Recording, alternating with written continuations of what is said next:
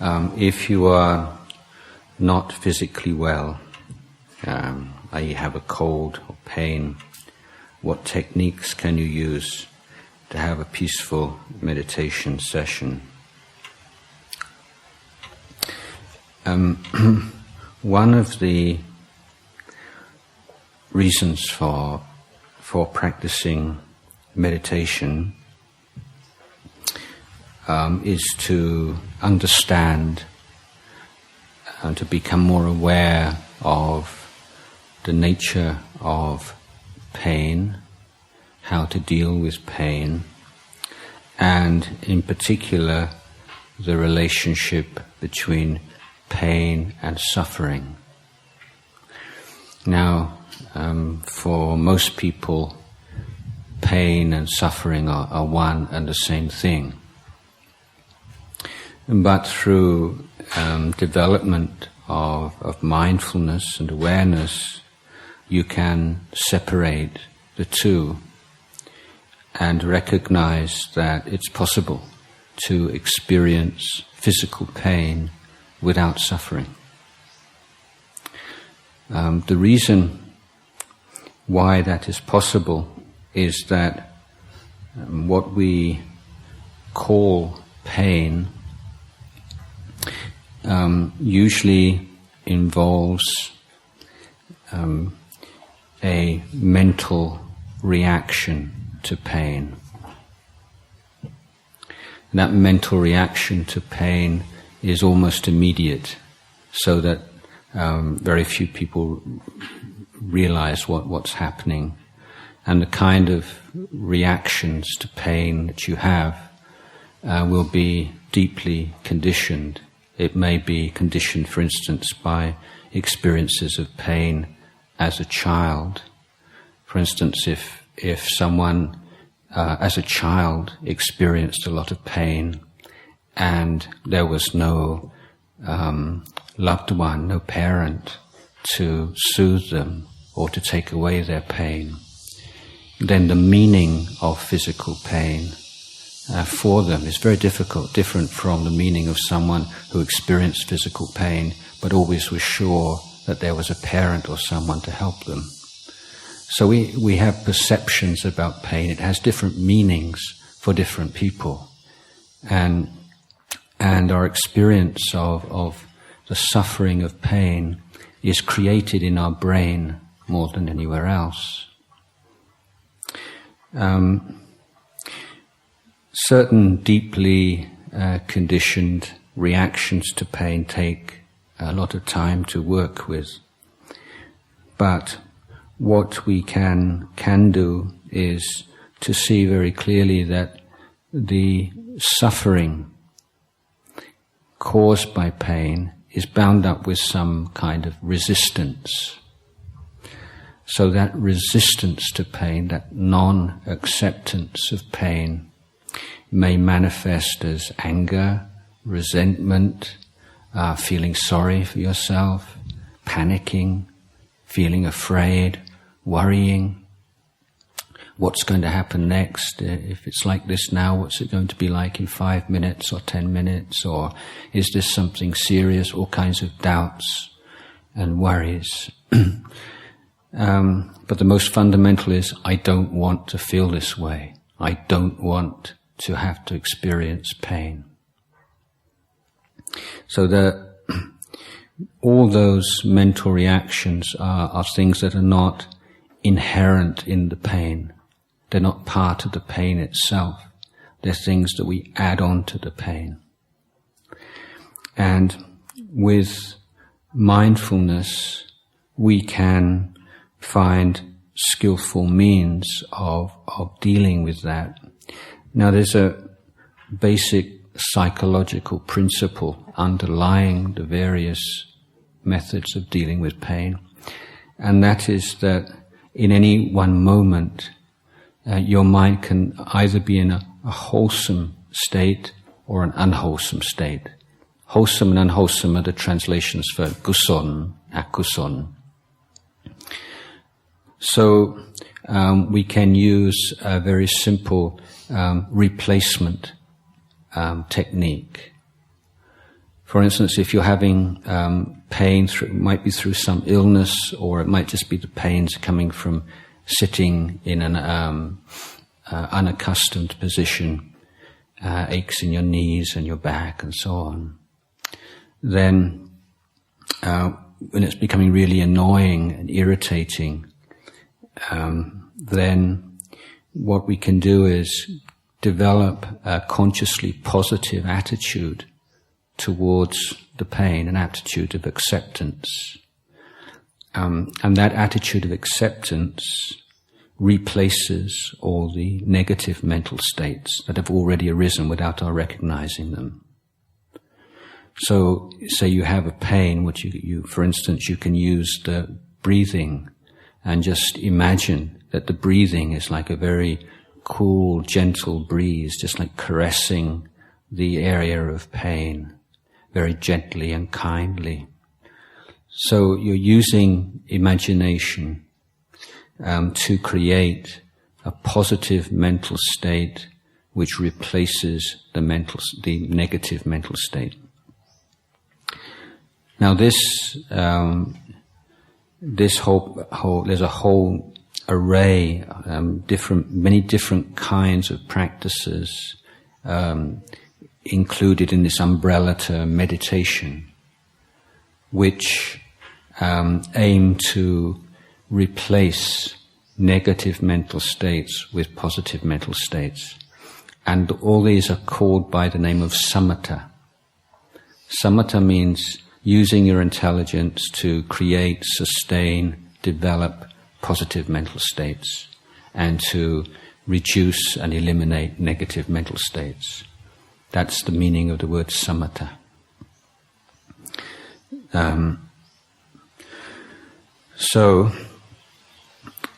The developing feelings of loving kindness, or imagine the breath as a gentle caress on the area of pain. Two examples of skillful samatha practices. Sort of a Mahayana or some Bodhisattva practice might be consciously taking on the pain of all sentient beings, or if you had someone you love who's currently in a lot of pain, then imagining that you're taking that pain for them instead of them. So I'm not suggesting that you can actually do that, but it's a skillful means of changing your attitude towards the pain. Now the other kind of meditation that you can do, which again loosely comes under the term vipassana, and that means that you look at the very nature of the problem, in this case the pain or the illness, and in looking at the reality of it, what actually is going on here, then that very effort is wholesome. It's kusala or kuson, and that also replaces the unwholesome. I'll give you a few of these English technical terms because they're not words you'll come across so often. And one is proliferation. So you may have heard like nuclear proliferation, but we use this as a translation of the idea of brung tang. There's a kip brung tang, or brung tang. In English we have to use this rather long word that even many English people don't know as proliferation. So instead of proliferating with thoughts of resentment and fear and anxiety, we replace it with the intention to investigate the nature of the pain. So there are, of course, three particular themes of this kind of meditation.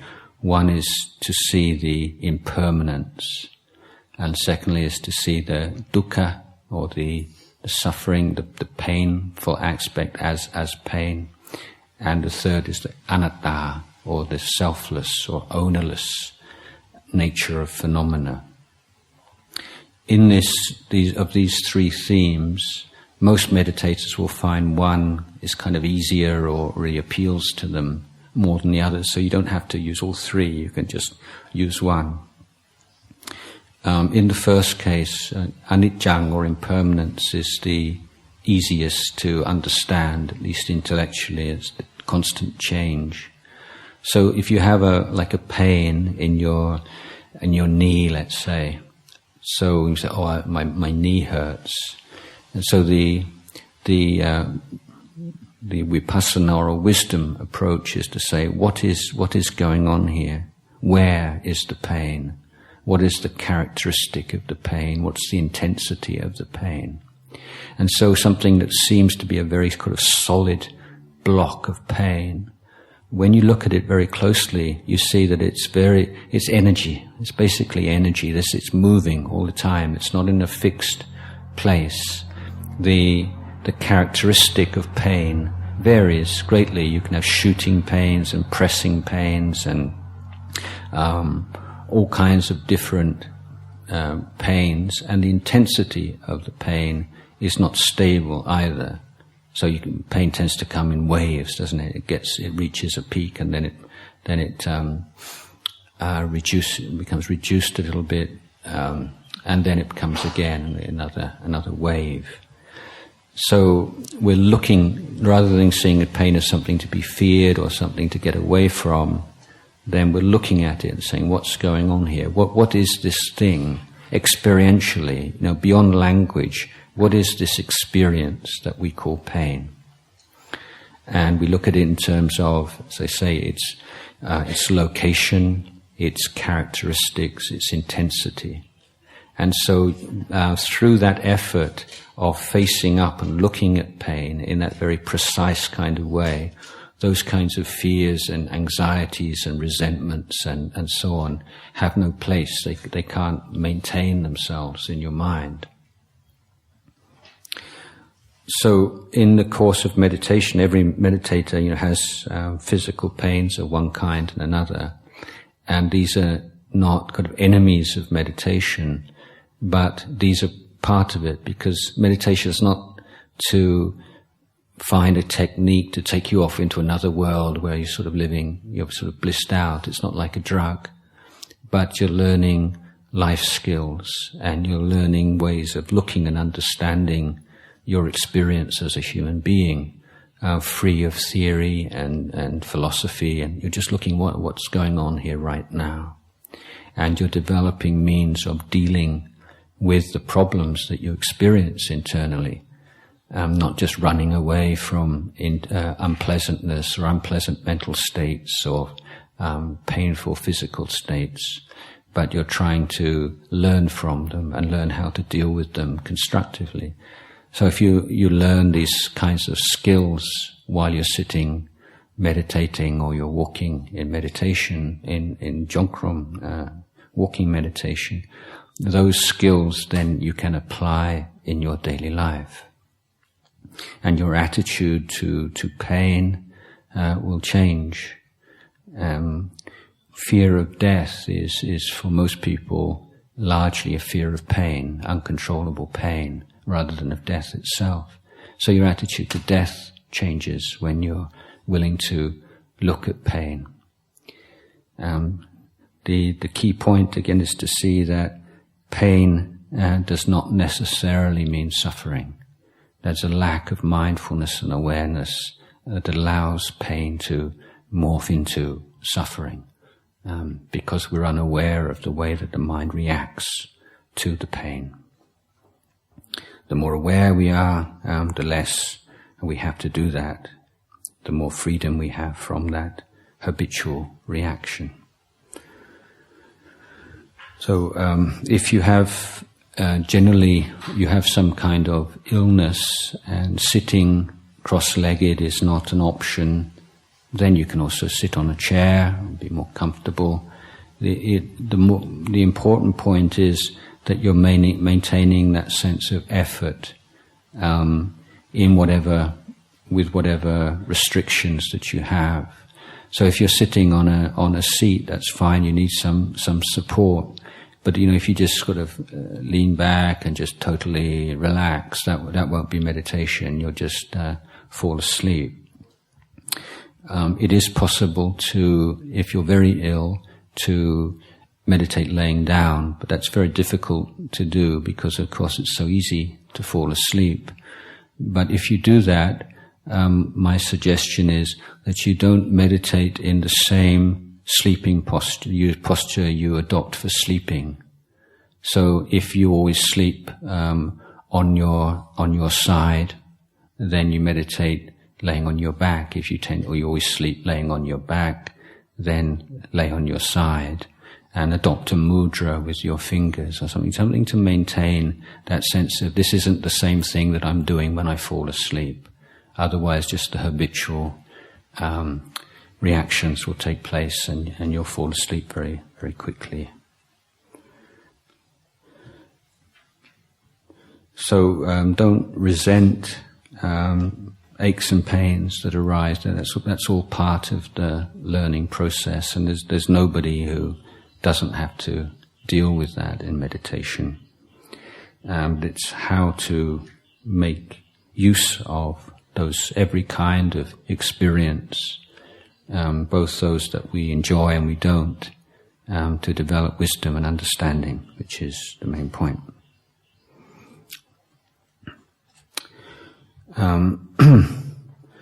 There's a second question. If someone says something hurtful to you, how do you stop yourself from getting mad?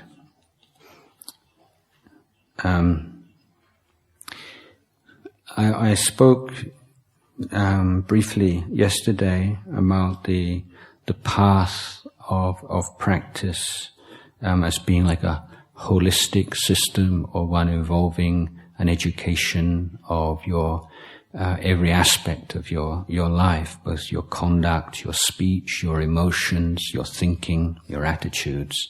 And that education has to take place in every area simultaneously. It's not a step-by-step process. And the practice to deal with some particular negative emotion therefore has to include dealing with it both in terms of our conduct, our speech, our emotions, our thinking. So on the level of conduct, then we use willpower and the intention to refrain from expressing anger as our leading principle. So there is a role for willpower and making a firm determination not to do things and not to say things. The important point here is to recognize that that kind of intention, that kind of willpower is only applicable to action and speech. We can't just stop ourselves feeling mad or jealous or whatever because we think it's a bad thing. It doesn't respond to willpower. But on the level of action and speech, if when we get mad, we get angry, we express it, then we create bad karma with body and speech, which will have consequences, sometimes very severe. It affects the relationship with the person that we get angry with, of course, but also internally what happens every time that we express anger, it's like we deepen the pathway between anger and expression. So it becomes more and more an automatic response or reaction when something happens that we don't agree with or we don't want to happen. So this is an aspect of karma as well, is that we create ourselves, we create our automatic responses to experience through habit. And every time we act in a certain way, we increase the tendency to act in that way in the future. And that's what karma is. But when we're angry, then we tend to act and speak in violent ways which we regret afterwards and make us unhappy, make others unhappy. So the first leg of this, or aspect of this education, training, is to be restrained in our expression of anger. And that's not to say we should repress anger, but simply to abandon the expression of it. Now, the anger itself is a mental state, it's an emotion, and we can deal with this emotion by promoting all the positive emotions that directly oppose it. There are many positive emotions that work to reduce and eliminate anger. The fundamental one, which is present in almost every technique, is mindfulness. Mindfulness works as an early warning system. Before you really lose it, before you lose your temper, before you get really angry, there are always certain indications, certain signs, physical signs, mental signs, that you're starting to get angry. But because we're not very aware of what's going on in our body and mind, we're too hooked into what's going on around us that we tend to miss those signals. So we train ourselves to tune in to those signals, to become sensitive to them, and notice particularly what kind of physical changes start to take place when you get a bit angry. To focus your attention on that, you may find you're sort of gritting your teeth, or maybe there's some tension in your shoulders or your arms or in your tummy, or everyone has a slightly different kind of pattern of sensations and indications that you're starting to get angry. And this is what we call a nimitta. It's a nimit. It's a sign that anger is on the way. So if you have developed that kind of sensitivity, that's just as you're beginning to get angry, when the anger is still very weak, then you can deal with it very easily. You can let go of it very easily. Patience, being able to bear with things that we don't like without reacting to them blindly, is another factor which reduces the likelihood of getting angry. So there's a wonderful English translation of Khanti, Kwam Otthon, as peaceful coexistence with the unpleasant. So it's not just you're able to bear with, to be present to something unpleasant, but you can be peaceful with it. You don't fight it, you recognize it for what it is. So that's the role of patience. One more leading virtuous or positive quality is loving kindness, or metta, or consciously developing thoughts of loving kindness for yourself and for those around you, and for those people that you meet every day, and people who tend to make you angry or make you feel angry. And so that's a kind of a protection against that angry mindset. So these methods are this area of practice involves consciously developing, promoting wholesome dhammas, wholesome positive mental states which directly oppose anger. And the third and the most important area is wisdom, understanding your thinking, because as long as you have certain wrong ideas in your mind, wrong assumptions and beliefs, then anger will never completely disappear from your mind. So if you have, for instance, he should be this way. And then when he or she is not the way you think they should be, they don't act, they don't speak the way you think they should, then very often you'll get angry. So if you question yourself, well, why should they be that way? You want them to be that way, but but why should they be that way? I mean, people are the way they are because of the way they think, the way they, their views, their beliefs, their assumptions, their background, and so on. So that they're like that. They're just that way right now. So we create suffering for ourselves when we think people should be a certain way or should act in a certain way. It shouldn't be like this, or I've told that person time and time again not to do that, and they've done it again. They shouldn't have done that again. So when we have hopes and expectations and desires, and they're frustrated, then we can get angry. So the more we investigate the way things are, the way that the people are, and due to the causes and conditions, then some of the underlying ideas that support anger start to fade away.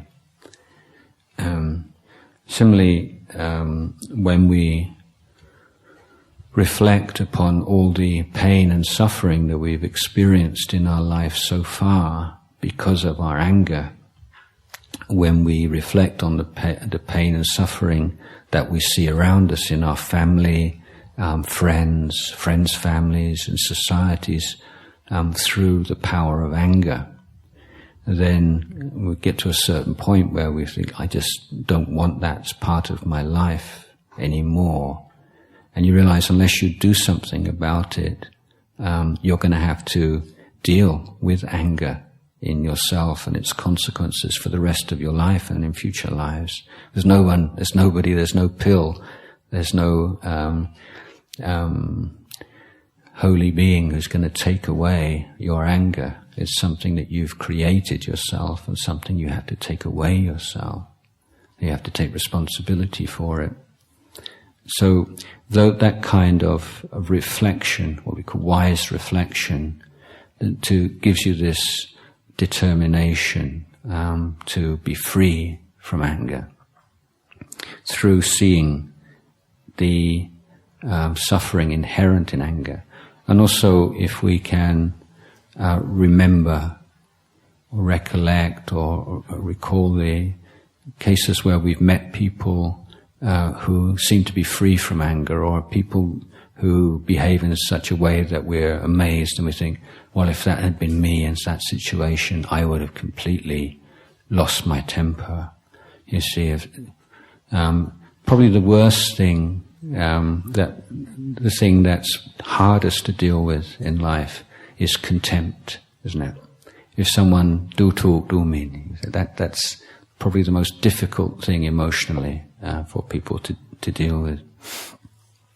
And sometimes if you see someone being treated with utter contempt, and yet to be able to maintain their evenness of mind and not be affected by it, that's so inspiring. You see people that think you would think surely they would get angry in such a situation, and they don't. And you remember that, and you think how beautiful that is, how noble. And that gives you something to aspire to. So you're changing your thinking and your attitudes to anger by wise reflection and by looking at the way things are and the way that anger arises and the way that anger disappears. You say, well, is anger really who you are? Is it you? Is it truly part of you? So if you were to say yes, then the following question would be, okay, show me your anger. Get angry right now. Show me what it's like. You can't, can you? You can't just decide to be angry.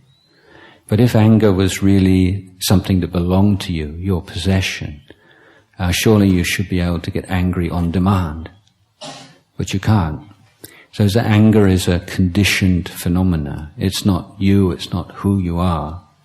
But at the same time, it's something you have to take responsibility for. So when someone says something hurtful, then firstly you're being careful not to react and make the situation worse. If someone's saying something hurtful, there are two possibilities, aren't there? One, they want to hurt you, and secondly, they're just insensitive, and they just don't realize what they're saying. So if they're insensitive and they don't realize what they're saying, then why get angry with them? But if they intend to hurt you through their speech, well, if you get hurt by it, then you've lost, haven't you? You've made them happy. So, and if someone is deliberately trying to be hurtful, if you react in an angry way, that's going to please them more than anything else. They've got what they wanted. That's why they were hurtful to you in the first place. So, if you can recognize, oh, this person's got wants to hurt me. Okay. Well, then you say, well, you could ask yourself, why does that person want to hurt you? There may be they have some misunderstanding. They've heard from somebody else that you did or said something that you didn't really do, and so they're being hurtful under a misapprehension. In which case, there's no reason to get angry, because you've believed words that people have said before and made mistakes, haven't you? But if someone is just really kind of mean and cruel and nasty, and they just like to hurt people, and there are people like that around sometimes, then reflecting on the law of karma, you say that person must have a really horrible world to live in, mental world to live in. If that person is following those impulses of cruelty and harshness and so on, and enjoys inflicting pain on others, then they're creating so much bad karma for themselves, and in future they're going to have to suffer so much. And if you can reflect upon that wisely, you can feel compassion for that person. When you really understand the law of karma, and you have that kind of confidence in it, then when you see people acting in those unskillful ways, you feel sorry for them, because you know that they one day, it might not be this week, this month, this year, or even this life, but they can't escape from the karma they're creating. So this is a way to also of looking and thinking about this in a way that is reducing the amount of anger. Of course, these are things that you have to be doing on a regular basis. But let's just say out of the blue, somebody comes and just starts abusing you and saying these really horrible things. My advice is, bring your attention to your body. When you hear something, what's happening right now in your body? Don't allow your mind to proliferate, to brungdang, and how dare they say that? That's so unfair, or who are they to tell me all these kind of things? But bring your attention. What's happening in your body when somebody says something? Where do you feel it? Not what you think about what they're saying, but how do you feel it right now? In what part of your body? And if you can bring that awareness and mindfulness to your physical reaction and just be accepting and aware of that, then it becomes a form of energy in your body. And you can let go of it much more easily. So that's sort of a long answers to a couple of questions, but they're quite important questions, so I think it's okay. I have another English question here. According to the Buddha, one should 1. Not do evil, 2. Do all good, 3. Purify the mind. I was wondering if you could explain ways in which one could purify the mind. So the idea of purification of mind is an essential part of Buddhist tradition. Now, if we compare it with, say, some religious traditions that believe in original sin, so original sin means that your mind is naturally, inevitably impure. There's nothing that you can do about it. You can't take away that impurity. Through faith and so on, and you can ultimately transcend that. But you can't, no matter how much you were to shine a piece of coal, that piece of coal could never turn into a diamond. No matter how hard you tried to polish coal, you can't polish coal and make it into diamond. So the underlying basic idea, Buddhism is the mind is something which can be purified, which means that there are impurities in the mind, but they're not part of the mind. They're sort of the essence of the mind. They are things which have entered the mind through various causes and conditions. And if we remove those causes and conditions, then they will disappear.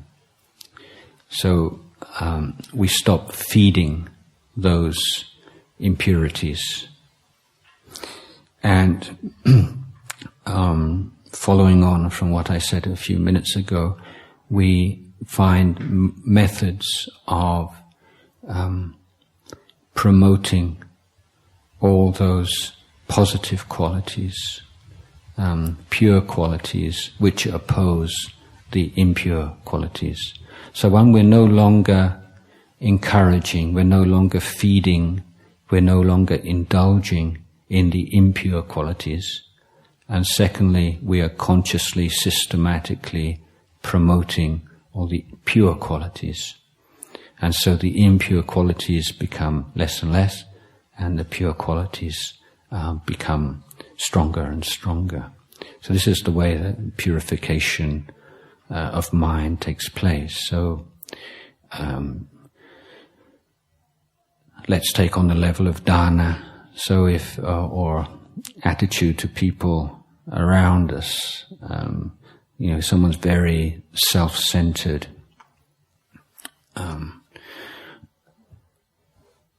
then what's in it for me? It's this sort of everything's about me and mine. So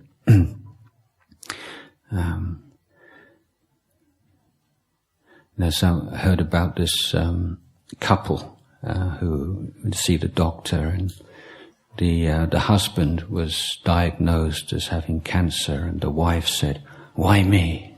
It's like, why did I have to marry a man who got cancer? So sometimes to that extent, everything's about me. And that's a pretty miserable world to live in if everything's about me. So with dana, you learn how to move out of that very constricted, miserable little world and open up to the hopes and fears, the pains, the happiness of others. And you seek to contribute to the happiness of others and learn to find joy in it. So that that self-absorption, that self-interest, it will be considered to be an impure mental state. And that love and compassion and concern for the welfare of others is a pure mental state. So we try not to feed the selfish mental states and to promote and to nourish the pure mental state of love and compassion and concern for others. And that's one area of purification, and that goes through with all the different emotions. Another piece of logic or hitpon about negative emotions. If they were like a fixed thing and a fixed part of us, then they would always appear in exactly the same way, given the same conditions. So if you have two chemicals and you mix them together, given the same conditions, the same amount of the same chemicals, you get the same reaction every time. But mentally that doesn't apply, does it? Sometimes somebody would say something hurtful to you, to use the example from just now, and you might be very hurt. On another occasion, you might be not so hurt. Sometimes you might be able to take it quite well because of various other causes and conditions. One day you might be really down. A lot of bad things had happened that day. You had a row with your boyfriend or your girlfriend or something. All these kind of things had gone wrong.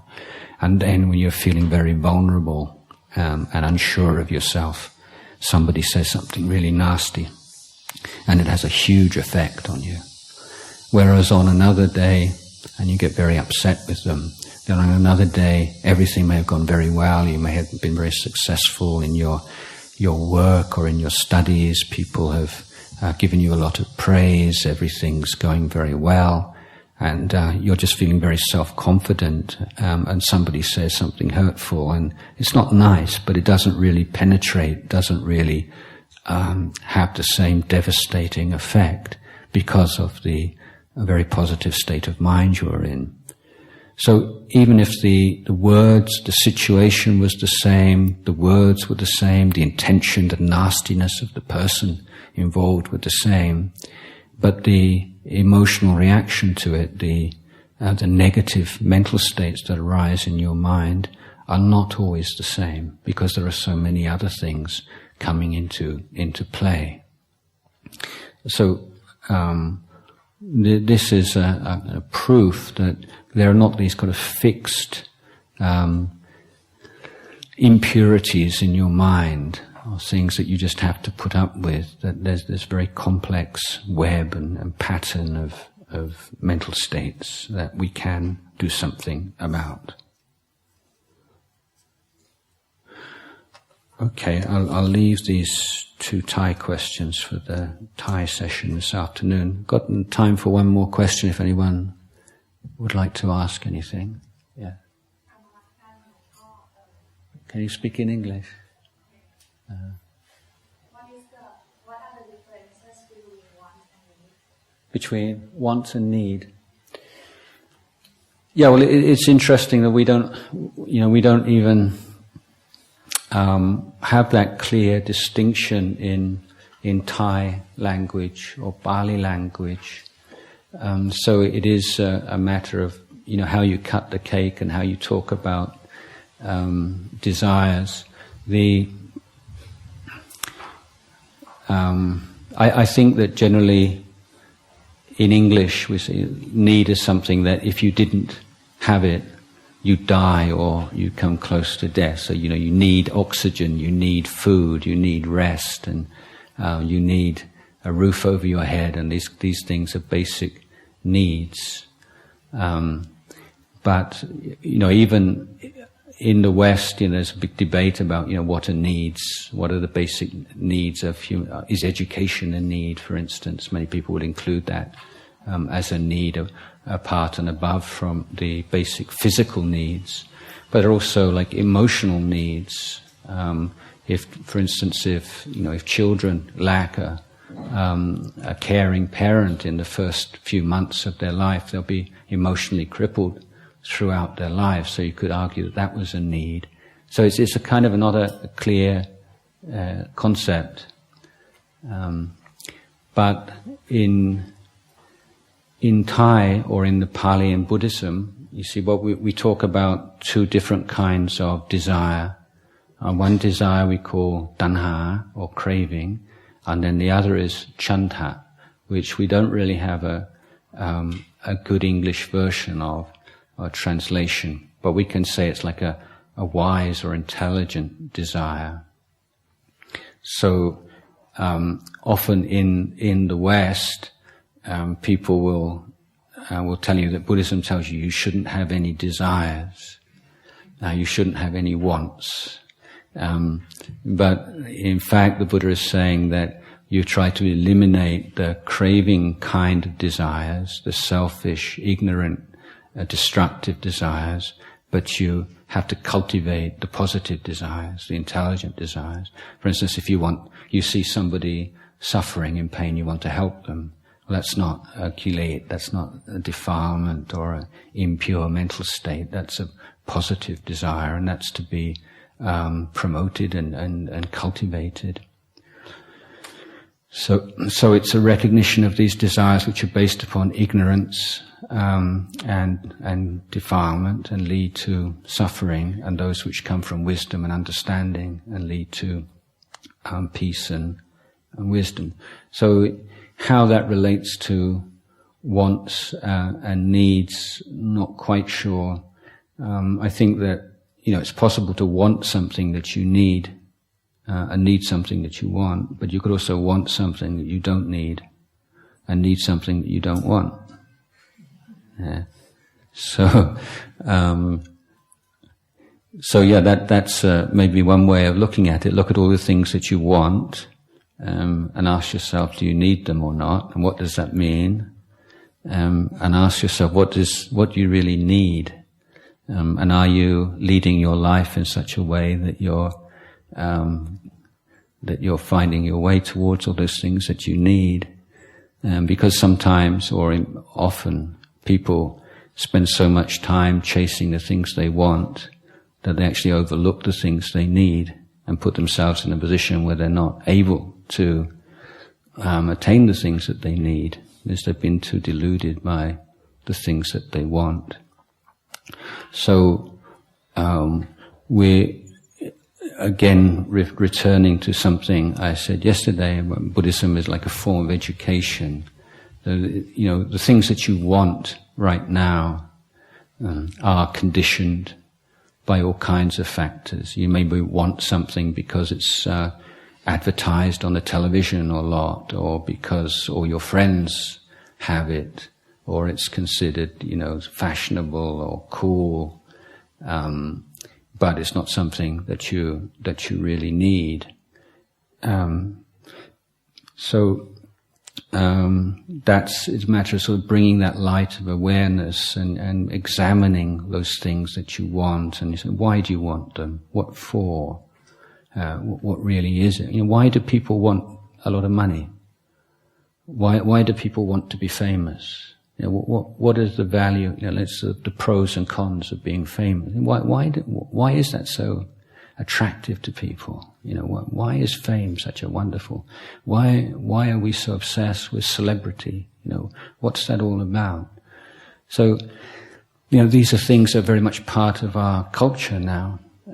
But as Buddhists, we need to step back and look at these things very closely. What's going on here? Do we want these things for ourselves? Why? What is it that lies behind them? What do they signify for us? If you have a very low opinion of yourself, and you think that there's nothing about you that's interesting, and you think, well, if you have a lot of money or you're famous, then people would be interested in you, and somehow your life would have more meaning and substance. But is that the case? So, wants and needs. Yeah, it's when translating Thai into English. If you like the word tongkan, how do you translate tongkan? Is it like want or need? And often it depends on the context, the particular meaning. Because sometimes we use tongkan to mean need, and sometimes we use it for want. So it's a little bit unclear. Okay, we have a meditation session before lunch, so please.